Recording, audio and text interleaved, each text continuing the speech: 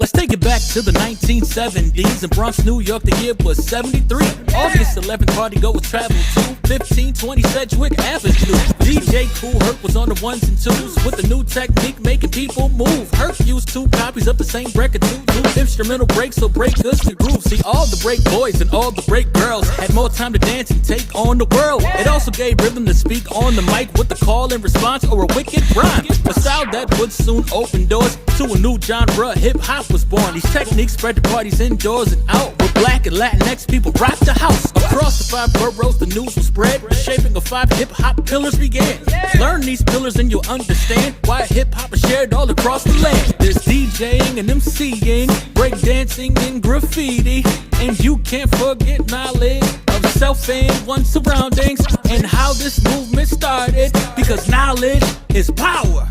Kool Herc style would influence more DJs like Grand Wizard Theodore, the inventor of the scratch technique, Grandmaster Flash cut furiously. MCs like Coke, LaRock, and groups like Furious 5 and Cold Crush rock the spot. On the mic at parties, battles, and parks, if the day was the flame, this era was the spark. These break beats were dubbed onto cassettes, and these tapes would travel to help hip-hop spread, allowing break dancers to show their skills, and MCs too, rhyming all at will. They battled in schoolyards and neighborhood streets. Hip-hop had grown by the late 70s.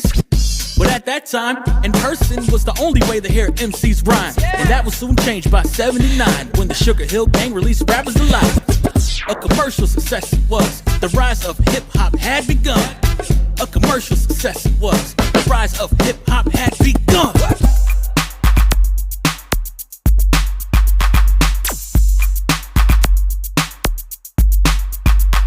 Once Sugar Hill Gang dropped Rappers Delight, it pushed hip-hop into the spotlight by landing in the Billboard charts. That's huge. This made a lot of rappers wanna make songs too, so they hit the studio to record the flow and capture the magic they make at shows in hopes that they get a record deal and drop classic songs that we play still, like the breaks by a rapper named Curtis Blow, a disco rap that was 8 minutes long, or a song called The Message, which was very striking with vivid social commentary. And since music and film go hand in hand, it was a matter of time before rap was featured in movies like Star Wars and Wild Style, 2 documentaries that are worthwhile, and scripted films too, like Beat Street, another classic that you gotta see.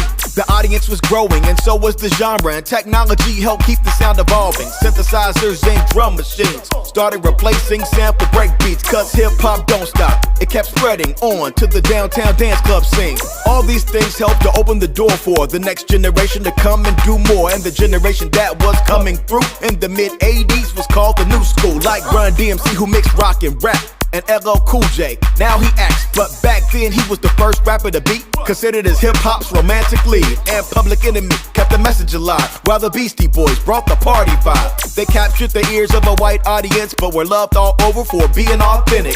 Rick Rubin built a blueprint for a lot of this. His label Def Jam really flipped the script. A visionary who signed these acts and many more that elevated rap, including the Bomb Squad.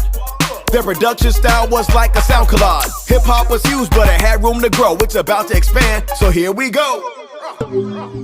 Yeah, yo. Yes, yes. As we proceed through the history of hip-hop, part 3. 1987 to 97. Let's go. Okay, by the late 80s, hip-hop had spread globally, and women MCs were on the rise. Notably, Queen Latifah, MC Lyte, and Salt and Pepper. And they paved the way for more women to step up. Plus, acts outside of New York were getting down. From Fresh Prince and Jazzy Jeff to Digital Underground. Ow. But the West Coast really started to hold sway with the emergence of NWA. And gangsta rap that was aggressive and hardcore. Dr. Dre and Ice Cube opened the door for artists like Tupac Shakur and Snoop Dogg. Meanwhile, back east, lyricists had evolved. Rakim, Big Daddy Kane, and KRS-One all pushed the boundaries of what could be done. What?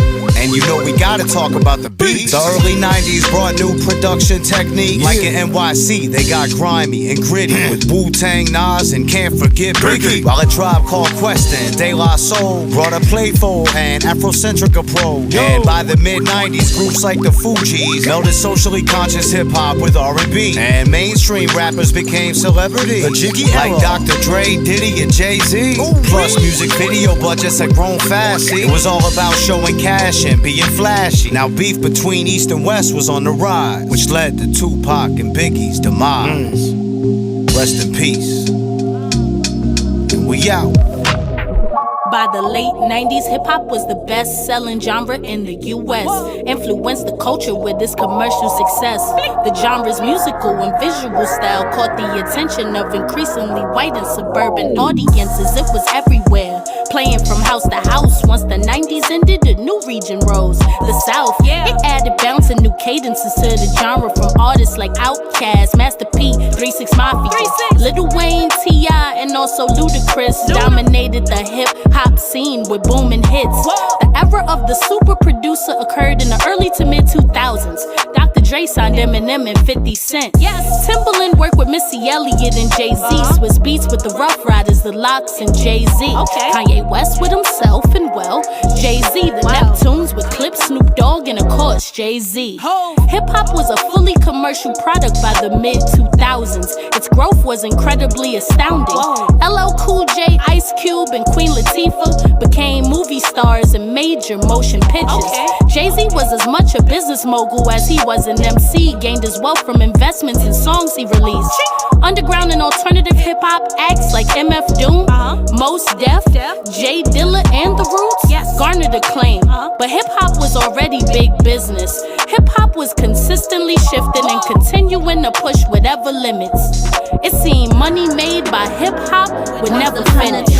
You had to turn on the TV to hear and see who was the latest and greatest in the music industry. But in the mid-2000s, commercial hip-hop sales were slowing down on a massive scale. But then there was a shift, things were starting to change. Internet sensations were becoming household names. Internet technology rivaled professional studios because now anyone was allowed to release music or video. Artists around the world caught wind of this and boom, up and away. You could use the internet to build an online fan base like MIA from the UK, who released music independently, creating worldwide fame. Social media and file sharing further evolved, which brought artists like Drake, Kid Cudi, Kendrick Lamar, Nicki Minaj, Lupe Fiasco, and J. Cole emerged through the late 2000s as we watched it unfold. Throughout the 2010s, commercial hip-hop regained its strength. In the streaming era, it regained its prominence.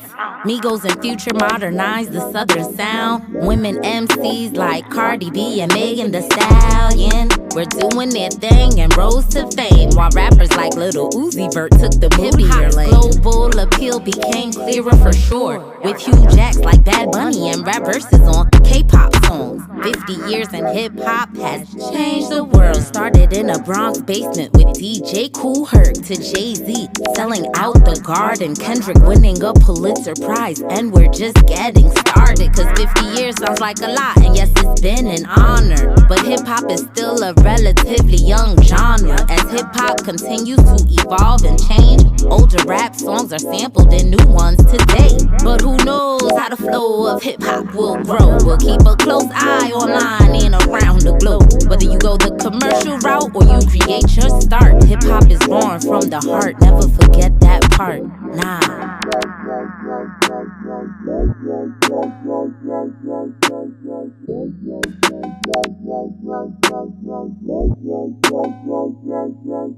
Yeah.